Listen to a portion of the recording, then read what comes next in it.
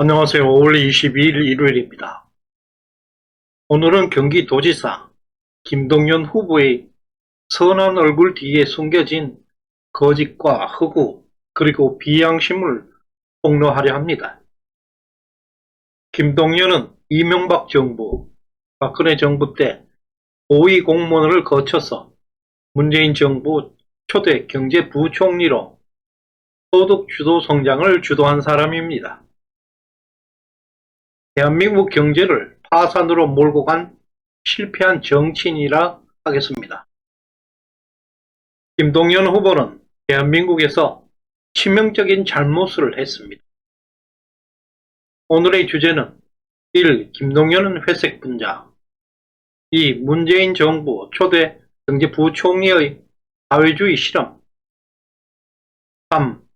김동연 이후 무너진 대한민국 경제 이런 순서로 준비하였습니다. 지금 구독과 좋아요 버튼을 꾹 눌러주십시오. 최고의 방송으로 보답드리겠습니다. 아시다시피 시정연은 항상 분명한 근거를 가지고 논평해 왔습니다. 이번에도 명백한 증거를 가지고 김동연 후보를 평가하겠습니다. 첫 번째, 김동연은 회색 분자입니다. 먼저 최근 관훈 토론회에서 한 발언을 보시겠습니다. 문제는 제대로 되지 않은 보수와 제대로 되지 않은 진보가 문제인 것이죠. 제대로 되지 않은 보수는 시장 원리를 주장하면서 시장 만능주의로 갑니다. 제대로 되지 않은 진보는 시장 만능주의를 깨자고 하면서 시장의 원리까지 깨려고 하고 있습니다. 지금 특히 코로나 맞으면서 큰 정부 작은 정부 논란 의미가 없어지고 있고요. 신공이면 어떻고 검은 광이면 어떻겠습니까? 대한민국이 지금 안고 있는 이 난제를 풀어가는 데 있어서 실용주의적인 접근. 제대로 되지 않는 보수는 시장 원리를 주장하면서 시장 만능주의로 간다. 제대로 되지 않는 진보는 시장 만능주의를 깨자고 하면서 시장 원리까지 깨려고 한다. 코로나를 겪으면서 큰 정부, 작은 정부는 의미가 사라졌다.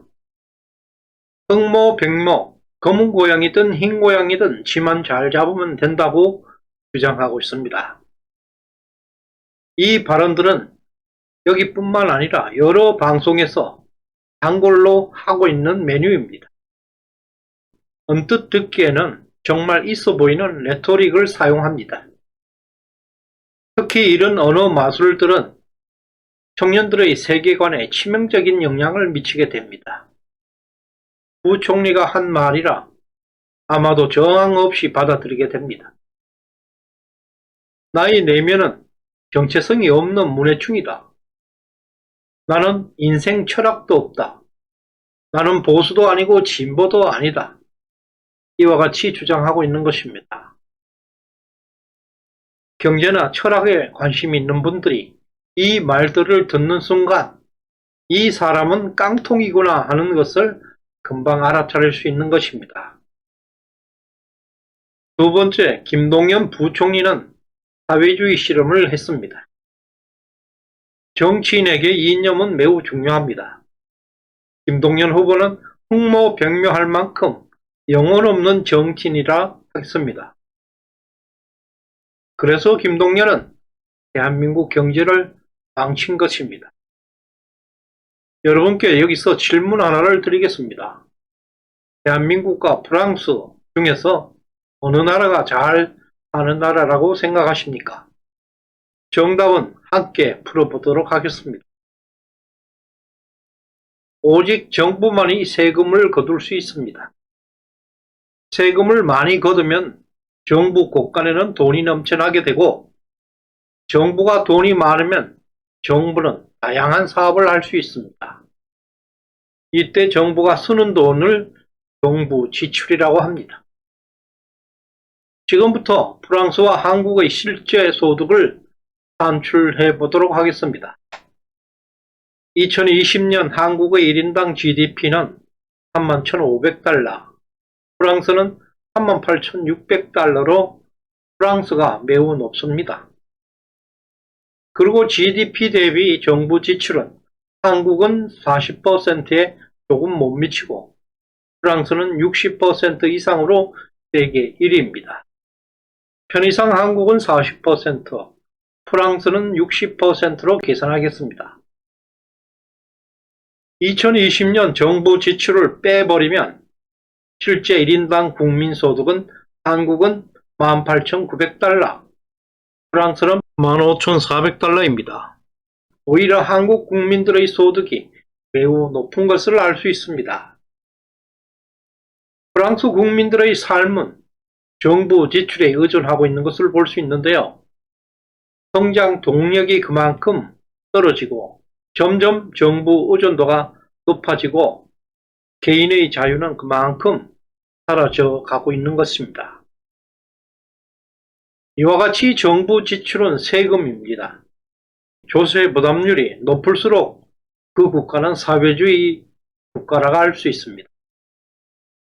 즉, 정부 지출이 50%를 초과하는 국가는 이미 계획경제이고 사회주의 경제에 진입하고 있는 것입니다. 이 표는 2020년 OECD가 발표한 GDP 대비 정부 지출 비중인데요.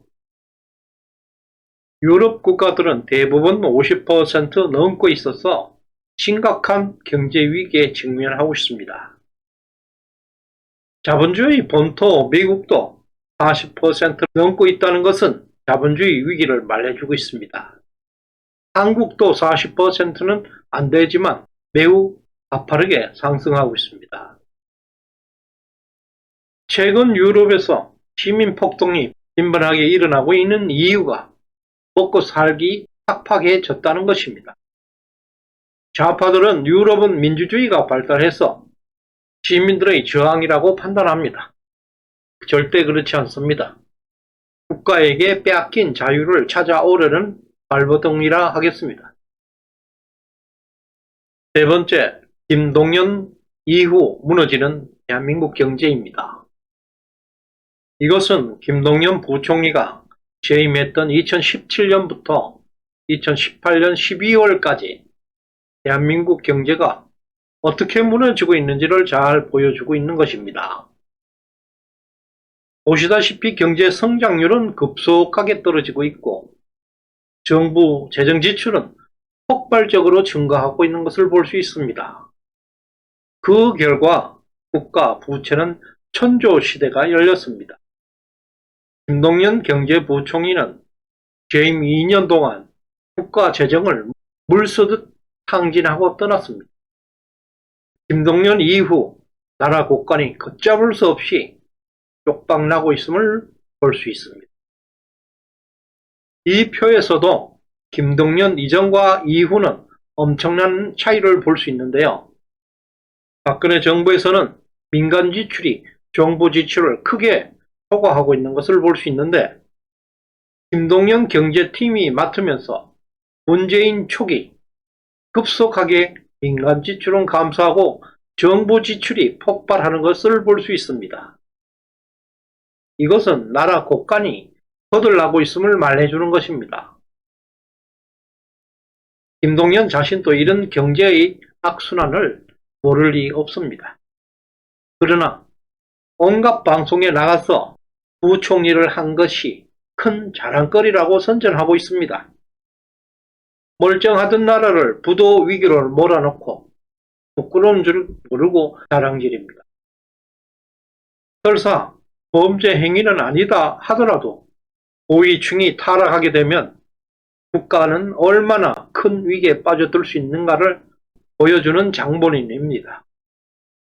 김동연 부총리는 당분 이래 최악의 적폐로 기록되어야 합니다. 그러고도 지금 대선에 출마했고 또 경기도지사에 출마해서 국민들을 우롱하고 있습니다.